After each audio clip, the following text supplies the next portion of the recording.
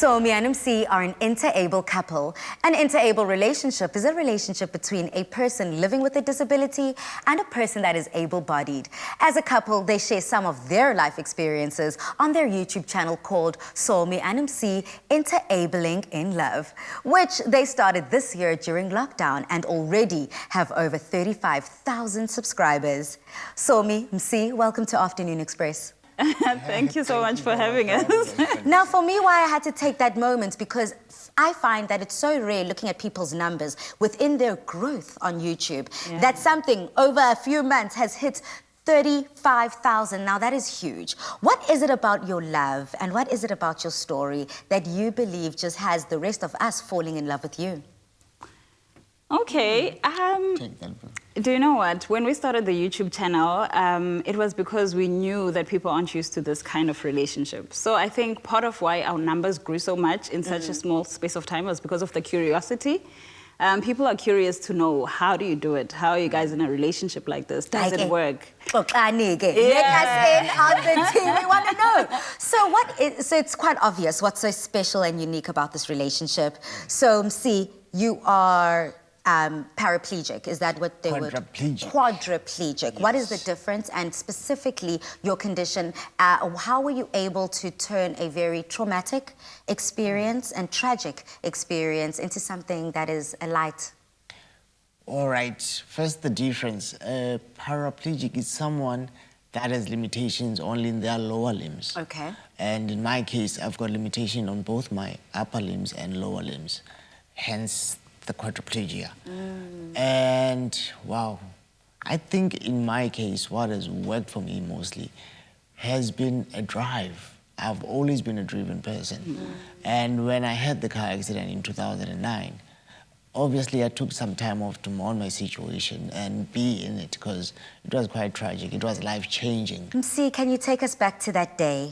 Can you take us back to that day when you were in that car and you unfortunately got into an accident?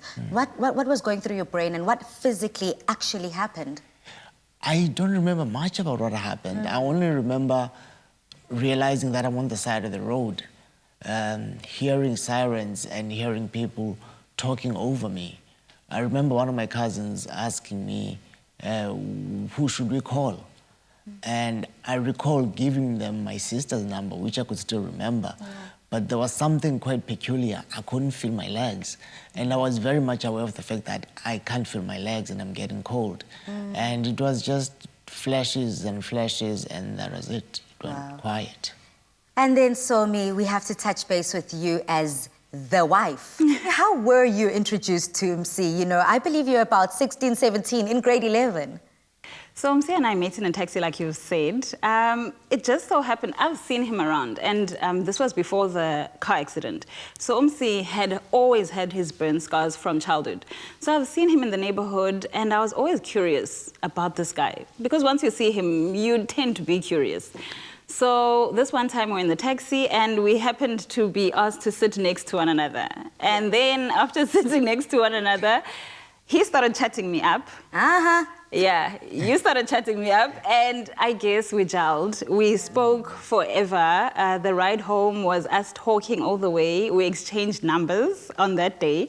As friends, because my parents are watching. So as friends, we exchanged numbers. And then I think in 2008, our friendship kind of went your separate ways. Yeah. But then you reconnected after the accident. The car accident, yes.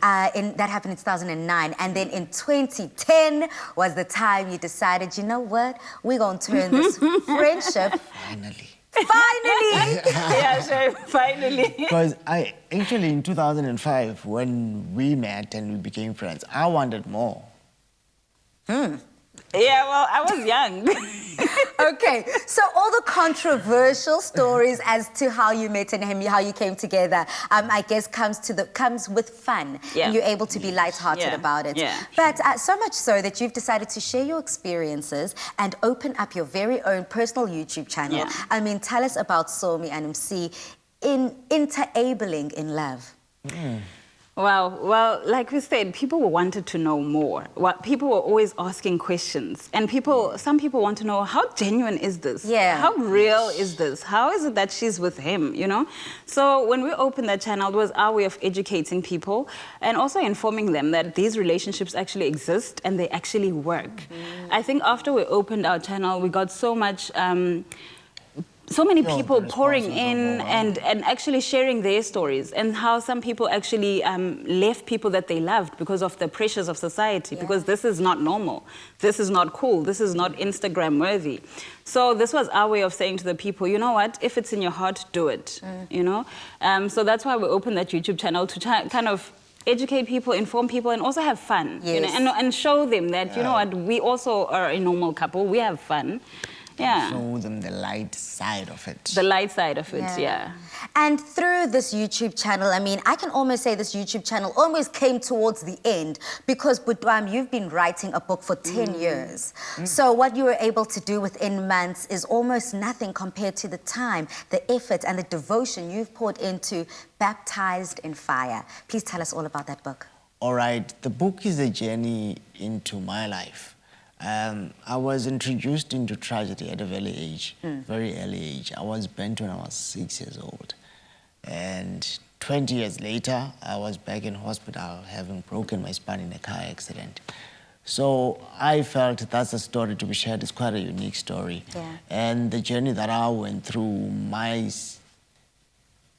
challenges and my recoveries, and pretty much the journey that I went through, recovering and making something out of my life, I felt it needed to be shared. And we definitely are so grateful for you sharing that, because not only are you sharing your personal story, because I'm sure so many South Africans can identify not only with your path, but the triumphs and the tribulations that you've been able to overcome over time. So much so, and so open and vulnerable of you both to share your personal journeys online for thousands and millions potentially to see, to the extent of infertility. So that was a tough one. That was a hard one. Yeah. But it had to be done. Okay. It had to be done. So the process not only, but okay, take us from the process finding out that you're not able to naturally have your own children, having to recalibrate all of that and find another route, and then taking it to the extent of sharing it publicly. I think we began just before we started dating in 2010. We started the conversation because I'd been told in hospital when I was still in recovery that, look, but you might have a problem fathering children. So there are measures that you can try, but they won't be guaranteed. So when we started the conversation of dating, I had to lay my cards on the table. But I was very fortunate, because while I was still in hospital, yours truly was busy Googling my condition and educating herself. Wow. Yeah. Taking matters into your own hands. I knew it was going to be a different Msimelelo, so I needed to know, what am I going to deal with? And what's happening. Well, you two have overcome so much. Congratulations on now being parents, adopting a little boy. Thank the you. Cutest little bundle of joy. I just melt every time I see pictures and videos on your social media pages. And not only that, thank you so much for being vulnerable enough with your story. You know what? When you're open, honest, and together in protection, anything is possible. Well, South Africa, I do implore you and encourage you to subscribe onto that YouTube channel for all that love. And also use that hashtag Afternoon Express in all of your comments on our social media pages, and let us know how you are redefining your love.